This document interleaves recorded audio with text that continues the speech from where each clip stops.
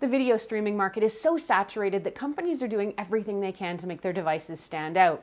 For Amazon, they differentiated their lineup of Fire TV products with one very distinguishing feature: the company's very own digital assistant.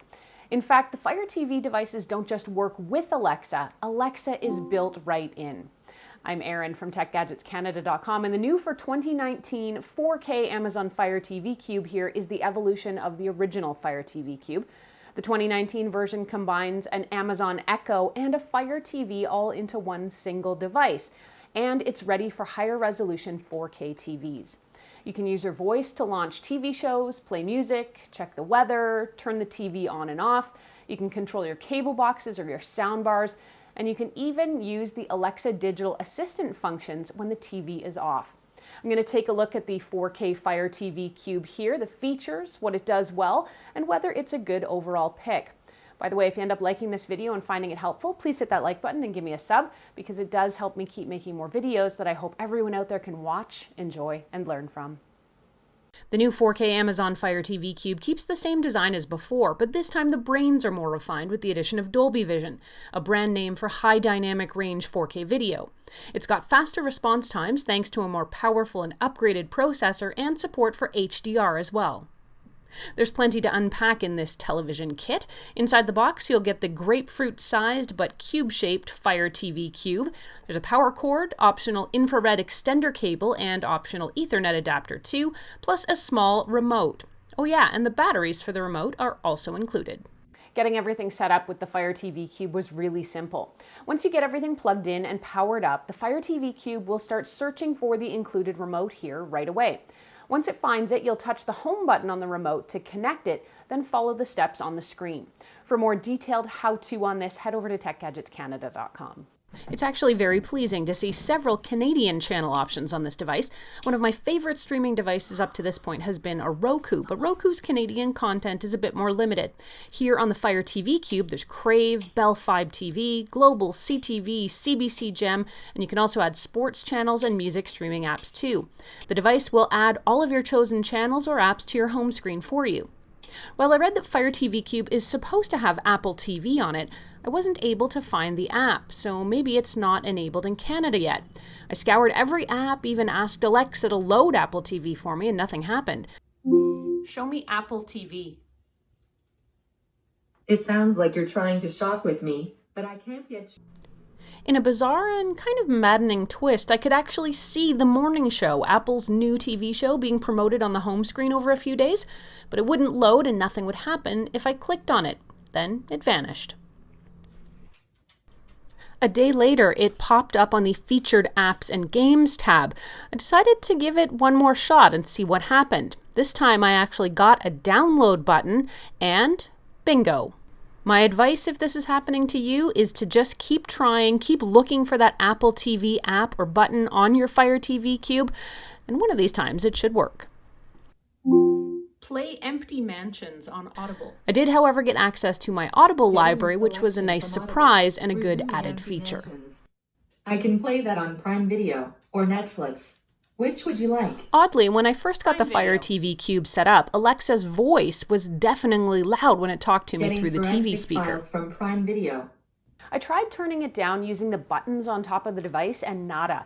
I asked Alexa to change her voice level, but nothing happened. I looked for any help in the settings and got nothing. Now, while the TV program volume itself was normal, Alexa's voice remained way too loud. I was finally able to fix this by asking Alexa to shut the TV off and then asking her to give me the weather forecast via the Cube device, since Alexa will respond to commands even if your TV is turned off. Now, while she was talking, I used the buttons on the top of the Cube to lower her external volume. And when I powered the TV back up again, her voice was at a normal level. Finally. Now, one last thing about setup and configuration. It's worth pointing out that your Fire TV Cube needs line of sight to your equipment if you're going to use it to control other stereo components. You can't put it in a closed cabinet. It needs to be unobstructed and facing where you'll be holding the remote. Another consideration, it needs to be at least 30 centimeters away from any speakers. Getting forensic files from Prime Video. Using Alexa to control the TV is easy. Just say things like, play forensic files, pause, or search for CSI Miami. The screen will show you what's available, and then you can say Show More to scroll through the available options. What's the weather forecast for Calgary? You can also use Alexa via the Fire TV Cube for other information too, and you'll get matching visuals on screen. Ask for the weather forecast, for conversions, or information or searches about people, places, or things. It's very handy.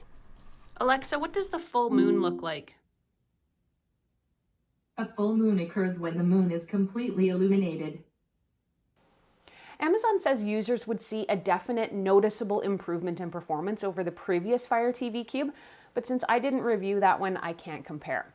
The 2019 Fire TV Cube has a hexa-core ARM CPU, which is supposed to be a lot more powerful than last year's original Fire TV Cube, which had a quad-core ARM CPU.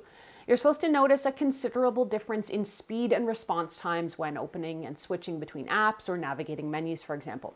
For me, navigating the menus and switching between the apps in the Cube is definitely quick and responsive, and I have no complaints whatsoever about the speed. Watching TV shows and 4K videos on the Fire TV Cube using my 4K Hisense TV was great. The quality was really good and sharp, and there was no buffering or stuttering. Overall, if you already have a Fire TV Cube, you probably don't need to upgrade. But if you're looking for a new streaming device, this is a pretty powerful package.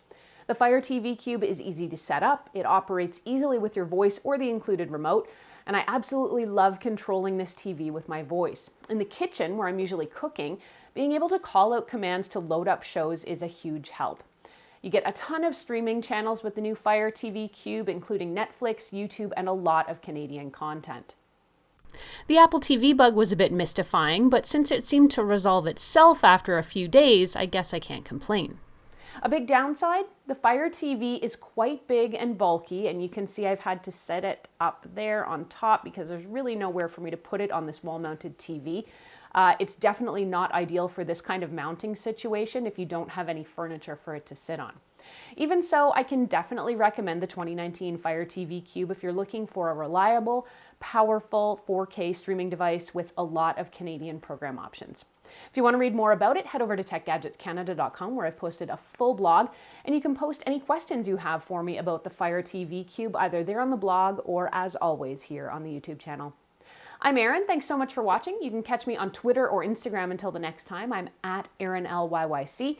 You can also always find me at facebook.com/techgadgetscanada.